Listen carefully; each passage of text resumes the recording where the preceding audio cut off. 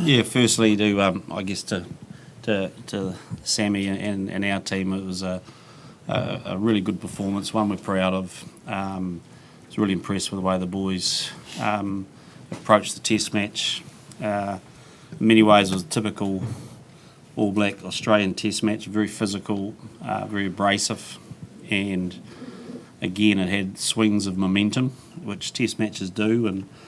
But I think the thing that I was most proud of is that we didn't get stuck in moments for too long. And so last week we got stuck in a few moments and couldn't quite get out of them, whereas this week we did, and came out the other side and actually really played some good rugby once we got things sorted. So pleasing result, great to have the trophy wrapped up. Ian, you mentioned the comparison to last week. How big of an improvement was that in overall performance? Yeah, look, it was an improvement. So I won't put a number on or anything, but I think it was pretty obvious that that even when we're under pressure, we found a way out of there. I thought the leadership of Sam and our leaders, actually, the composure was really, really good, because we were under a lot of pressure there in spells, particularly in that first half, and so I think we made some big steps forward in that space. In terms of that composure, the discipline obviously was a lot better this week after a big focus. How delighted are you with that, and also the fact that you were able to keep them out with 14 men as well? Yeah, well, we made good strides, I think, and I think we spoke last week. I know a lot's been said about the discipline, but I think we got stuck in a few periods of play last week that, the start and at the end where our penalty count mounted up for other reasons, and I think this week we climbed out of that. We stuck to what we've been working on, and that takes great discipline, and so again we were still put under pressure, but we responded differently, which is pleasing. Sam, how pleased are you that you were able to take it to another gear? Yeah, really happy with the way the game flowed. I thought the difference between this week and last week is the boys that came on really made an impact, and it really stepped it up again. And it showed in that last play that the boys wanted to play. There were some tired legs out there, especially myself. But Bodie, I thought, drove that really well. Had an opportunity to put the ball out, but he saw an opportunity, and Geordie obviously took that opportunity too. And it's great to see someone like Davey score right at the end. And it's so much better when we're finishing a game strong versus last week when we were conceding points. Mark, Ian, can you just speak to, I guess, the performance of your forwards, particularly, I guess, Akira, Ardi, Cody, all showed, I guess, those dynamic qualities that we know they're capable of, and maybe John as well after you. Yeah, look, I'm really pleased. We wanted to respond, and I think. The reason we had to respond is we knew the Aussies would lift, and they really played a combative, physical game in that first 40, and you could see that they wanted to take us on up front, and so it was a good old ding dong test match in that first period. But I thought again that we stuck to our plan, even when we lost a couple of things early. We didn't sort of panic, didn't go away from what we wanted to do, and yet what was exciting, I think, is when we got the opportunity, particularly with the ball, the group that you mentioned sort of were quite lethal at latching into the space in front of them. So, Plum's doing a lot of work in that ball carry space and the breakdown space and looking for opportunities, and I think today we sort of reaped some rewards out of that. Yeah, no, you nailed it. Did I?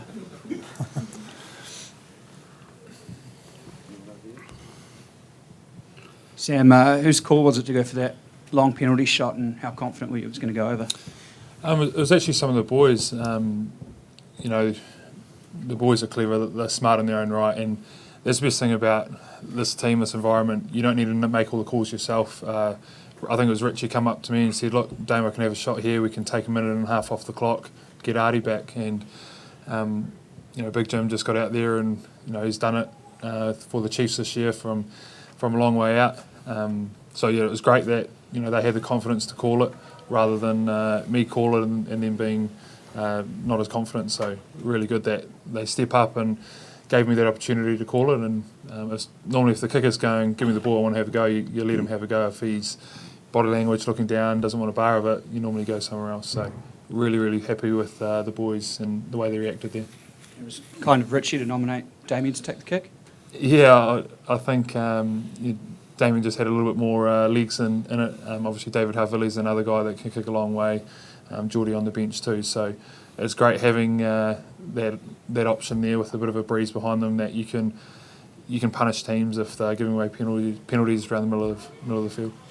I think Richie's got a 22 and Damien's got a 33, so I think it was a reasonably easy decision.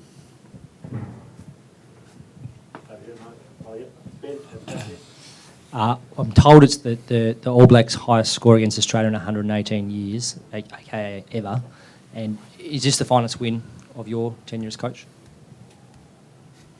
Wow, I hadn't thought of that. Sydney last year was pretty good. The week before leading up to the match featured a lot of trash talking or perhaps careless comments or whatever you'd like, however you'd like to describe it. How much does that actually, the aura chat and the might be losing their lustre, how much does that actually feed this team's energy? Not really. I mean, what it does do is it just gives us questions to answer at the next media conference more than anything. And, basically you guys love that. You play the game and, you give us what they say and you want us to respond. And so it's fun. But in reality, it doesn't change a lot with our preparation. It probably, all it does is probably reflects on where they're at and what they're thinking and gives us a little bit of an insight. From our side, it's... we really like to try and have high standards internally, and we know when we don't quite get it right, and they probably believe that after last week, and I can see why, because we opened the door a little bit for them. So, but it was important we made a statement tonight. Sam, I think it's 19 years in a row now you've held on to that big trophy that you guys value so highly. Can you just, I guess in some ways that can be taken for granted a little bit because you do it every year. But can you just speak to the pride you guys have and I guess the sense of satisfaction as well that you're able to produce, I guess, those performances so consistently? Yeah, it's never taken for granted. I think if it was, it would be gone pretty quick. But it is very, very special. It's a trophy that we know a lot of the history about as players and as a team. It's something that the players that have been around longer normally drive what it means, the history behind it, the highs and lows, because both sides have highs and lows with the Bledisloe, and it's something that is different. It's different for us as Kiwis. It doesn't matter what sport it is, Aussie, New Zealand, everyone loves to go out there and compete against the neighbour, so it is special and always has been and always will be. And I hope after I've hung up the boots and watching in 20 years' time that feeling is still there, and I'm sure it will be, because it means so much to both teams and both countries. It's not talk like that though. 20 years, it's a while away. Ian, you could be heading away now for up to 3 months. How important was this win, looking ahead to that, and how tough could that be? Yeah, look, it's been a big week, sorting things out, and like I said, I'll say this again. I'm really proud of our group because, the balance is: do you front foot these things and have good conversations about them, or do you lock it away and just get the game done and then try to fix things up late? But we had a big meeting on Sunday night as a team. We spoke about it. We spoke about the different options. We wrote up all the questions of the things we don't know, and some of those will go to our board and go to Robbo and go to Jacinda. I don't know where they go, but we don't know all the answers. But I think it was a great session for us, because we just, okay, here's the options. What we do know is we're hopping on a plane, and we're playing at least to after the Argentinians and probably to after the South Africans, and then we don't know what the quarantine situation's like. So we'll just make that decision when we're over there. And as a group, what we've learnt is not to hide the information from each other, but just to use it, have a conversation, agree on what we know and don't know, and then just get into it, roll our sleeves up. And again, I think, Sam has led this team magnificently well in that space, because it takes a lot when you've got a lot of distractions around to stay focused on the task. And I think we saw a team that was pretty focused. Jamie, and then last question.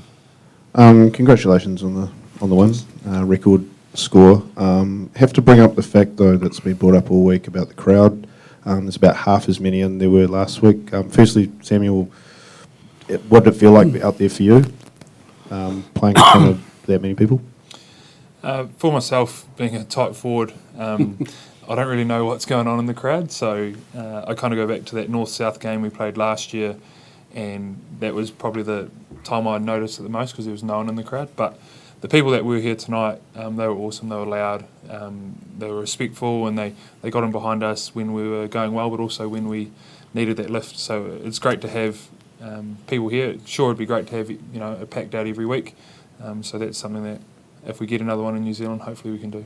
Do you think, guys? Oh, sorry, go on. I think for me is that I think it just shows the enormity of what it takes to stage a big test match. If you look at last week, 47,000, and that was a brilliant job from everyone, our organisation filling the stadium, and then to have a game thrust into the same market with 10 days' notice, it just shows you the complexities for professional rugby and professional sport.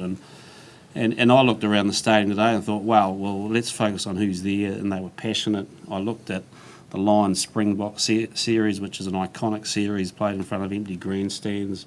We're about to go to Australia, and who knows what size grandstands we're going to get over there. So we're just going to celebrate the people who are there, to be perfectly honest. Does it not concern you, though, that the All Blacks haven't sold out a home test since before the World Cup? I'd love to sell out every ground. There's no doubt about that, but we've got to face the fact we are in interesting times, and the whole concept of planning your time is probably a little bit different. People have shorter turnarounds, so it's kind of not my problem. But I do think that I wouldn't be judging it that harsh. I think the times are pretty tough for a whole lot of people, and probably 2 games in this market, but that's the way it had to be. We'll wrap it up with no one. Oh, sorry, Andrew, I didn't see you in the lights. Ian and John as well, other forwards have been mentioned, but how crucial was your captain's performance tonight across the board? You go, big fella. Yeah, I've had a couple of texts from mates that I respect in the game, and they said Sam Whitelock was huge tonight, and I agree with them. Like Fozzie said, he's led this team beautifully from the start of the year, and he put in a real captain's performance tonight. The Aussies came at us up front probably harder this week than they did last week, and I think we stayed really composed, and he leads that from the front, and outstanding. You mentioned composed, that looked like there was some off-the-ball stuff at times. That's right. So how and blowing off the ball, Yeah. how crucial was that composure? Yeah, and we addressed that from Sunday when we met, when we seen Saturday our week, and we knew some of that was coming because they were under pressure, and went about our work around how we're going to handle all of that. And again, that goes down to Sam, the leaders, just talking about on the park and making sure that we do stay composed and we focus on what we need to do.